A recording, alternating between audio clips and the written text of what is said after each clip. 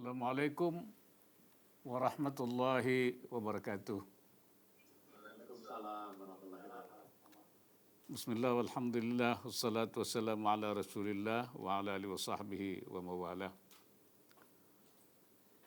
Yang saya hormati Ibu Menteri Keuangan selaku Ketua IAEI beserta jajarannya, Menteri BUMN selaku Ketua MES beserta jajarannya, Ketua BPH Dewan Syariah Nasional MUI, Direktur Eksekutif Manajemen Eksekutif KNEKS serta jajarannya, serta para hadirin peserta rapat virtual yang berbahagia. Pertama-tama saya mengucapkan terima kasih atas kehadirannya untuk hadir pada siang hari ini, dan saya juga ingin mengucapkan selamat kepada Pak Erick Thohir yang baru-baru ini terpilih sebagai Ketua MES, juga kepada pengurus MES yang baru. Pertemuan ini saya maksudkan agar berbagai lembaga dan organisasi yang bertujuan untuk mengembangkan ekonomi dan keuangan syariah dapat berkomunikasi, menata langkah bersama, serta saling bersinergi secara terpadu. Setelah Presiden menandatangani Peraturan Presiden Nomor 28 Tahun 2020 tentang Komite Nasional Ekonomi dan Keuangan Syariah KNEKS, perkembangan ekonomi dan keuangan syariah memasuki babak baru dan memperoleh momentum yang tepat untuk kita dorong bersama. Saya beranggapan setelah seluruh lembaga dan organisasi yang bertujuan untuk memajukan ekonomi dan keuangan syariah ini tertata dengan baik, di sini ada KNEKS, ada DSN MUI, ada IAEI, ada MES.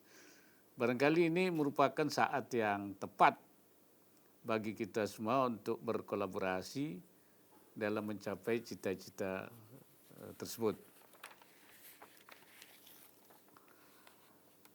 Dalam Perpres tentang KNEKS, ruang lingkup pengembangan ekonomi dan keuangan syariah difokuskan pada 4 bidang, yaitu pengembangan industri halal atau industri produk halal, pengembangan industri keuangan, pengembangan dana sosial syariah, serta pengembangan dan perluasan kegiatan usaha syariah.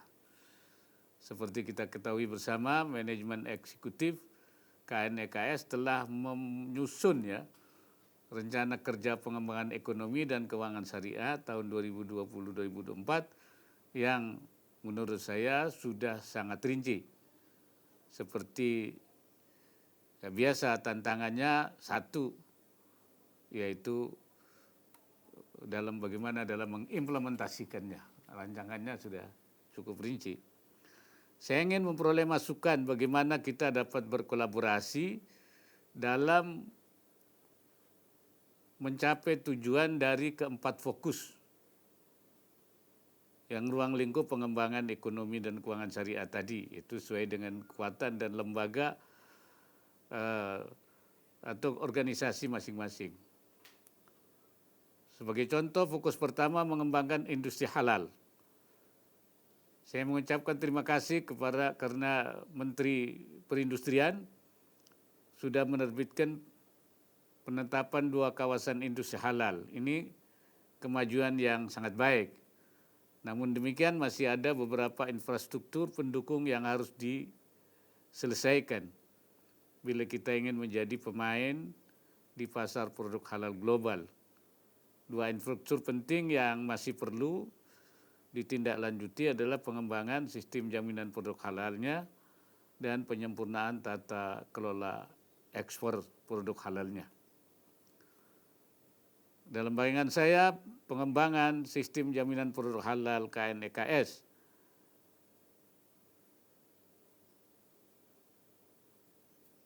atau KNKS yang akan mendiseminasikan konsepnya dan mengkoordinasikan dengan pemangku kepentingan terkait seperti BPJPA, MUI, Lembaga Pemeriksa Halal, LPH, Kemenko Perekonomian, Kementerian Koperasi dan UMKM, Kementerian Perdagangan, dan Kementerian Perindustrian. Ini bagaimana KNEKS mengkoordinasikan dengan pemangku kepentingan ini. Sedangkan IAEI dengan jaringan perguruan tingginya dapat memfasilitasi tersedianya tenaga penyuluh, penyelia halal sebagai pembina UMK produk halal. IAEI dan DSN juga diharapkan dapat berkolaborasi untuk mendorong riset produk halal terapan di berbagai kampus. Sementara MES dapat juga membantu mengkampanyekan kepada para pengusaha bahwa memiliki sertifikat halal merupakan peningkatan nilai tambahnya bagi produknya. MES juga diharapkan bisa mendorong terbentuknya berbagai asosiasi pendukung seperti Asosiasi Penyelia Halal, Asosiasi Auditor Halal, Asosiasi LPH, Asosiasi Pengusaha Produk Halal, dan lain sebagainya. Dalam penyempurnaan tata kelola ekspor produk halal, KNEKS bersama DSN, Komisi Fatwa MUI, dapat menginisiasi strategi tata kelola ekspor produk halal dan berkoordinasi dengan pemangku kepentingan terkait. Sementara IAI dapat memfasilitasi kajian kebijakan yang mendukung pelaksanaan sertifikasi halal produk ekspor sehingga proses sertifikasi tidak dirasakan sebagai beban oleh para eksportir. Sedangkan MES dapat membantu mensosialisasikan pada para produsen dan eksportir tentang tata cara memperoleh sertifikasi halal dan melakukan penjajakan ke negara-negara tujuan ekspor untuk memperoleh berbagai informasi terkait regulasi halal di masing-masing negara tujuan. Sehingga kita semua dapat melakukan berbagai antisipasi.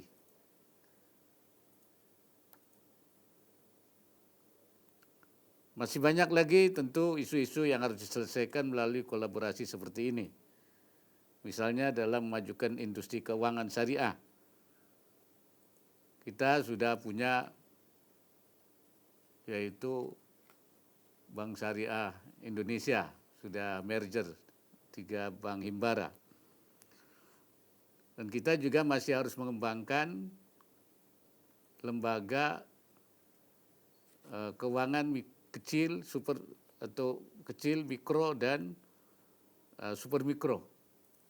Seperti Bank Wakaf Mikro yang sekarang ini dasarnya atau pembuatannya berdasarkan donasi sehingga lambat. Beberapa tahun hanya baru mencapai 50 lebih. Ini sepertinya ini perlu ada upaya-upaya lain. Nanti saya kira Bu Menteri Keuangan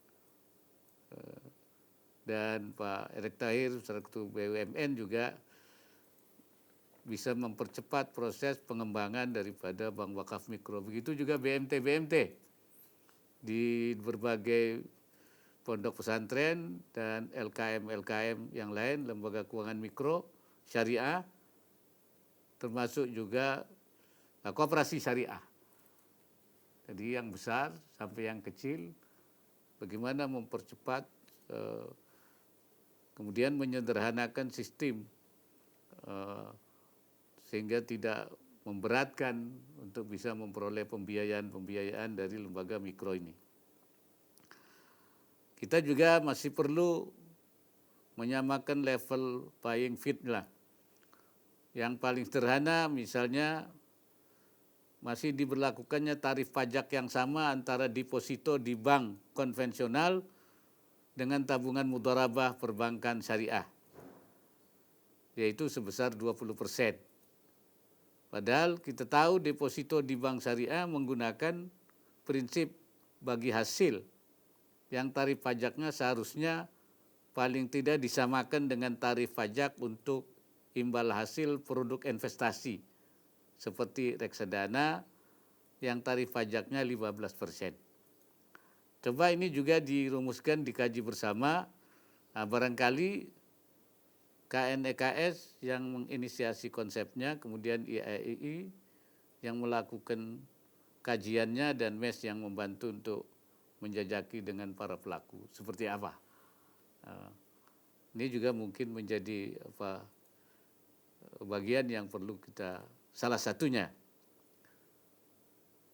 Selanjutnya terkait dengan dana sosial, bagaimana kita dapat memperbaiki tata kelola untuk zakat dan wakaf agar masyarakat lebih tergerak untuk berzakat maupun berwakaf.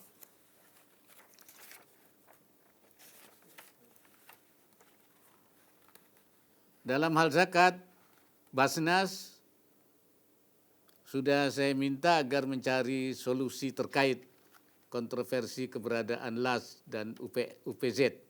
Ini masih belum selesai, tarik-menariknya antara LAS dan UPZ. Nah, seperti kita sering lakukan, kita dapat saja membayar zakat langsung ke penerima zakat.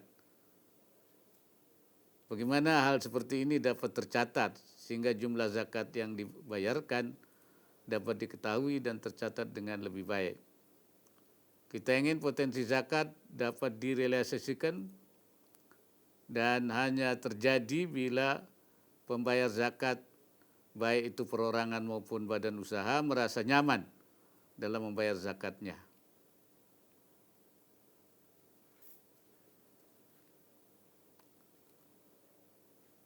Laporan dari Ombudsman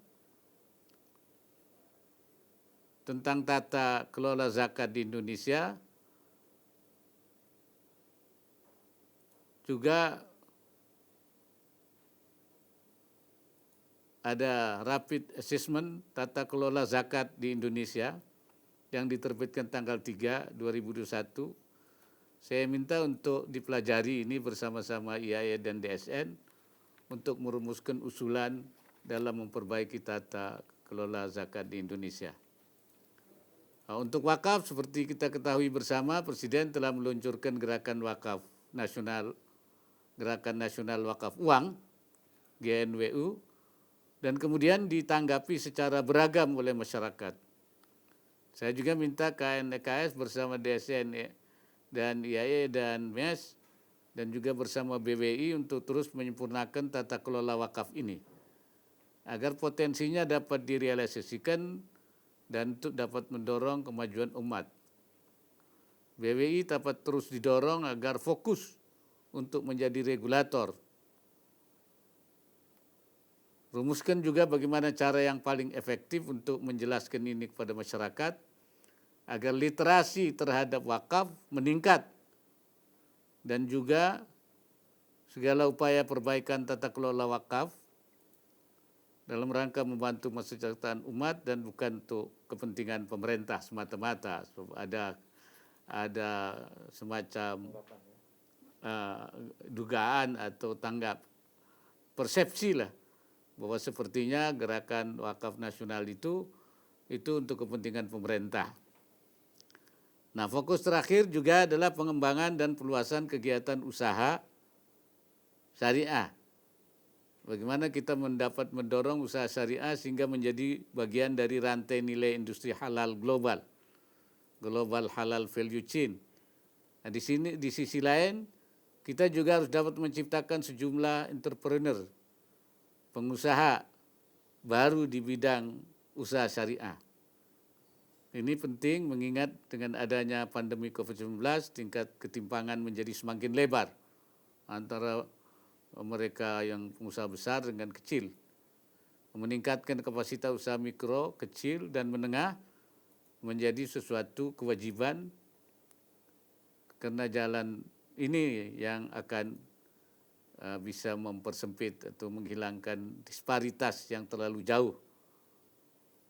Saya menginginkan adanya kolaborasi antara KNDKS, IAI, dan MES untuk melakukan langkah konkret dalam kita mendorong lahirnya pengusaha-pengusaha yang handal dalam menjalankan bisnis syariah.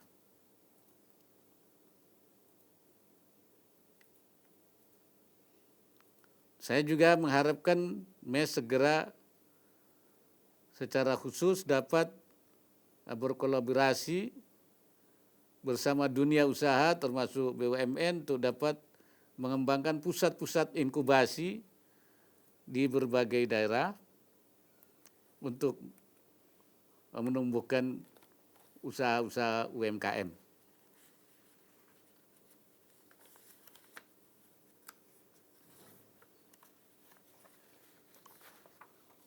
Satu lagi yang sangat penting sebagai bagian dari infrastruktur ekosistem syariah, yaitu tersedianya sumber daya insani yang memiliki kompetensi tinggi di bidang ekonomi dan keuangan syariah.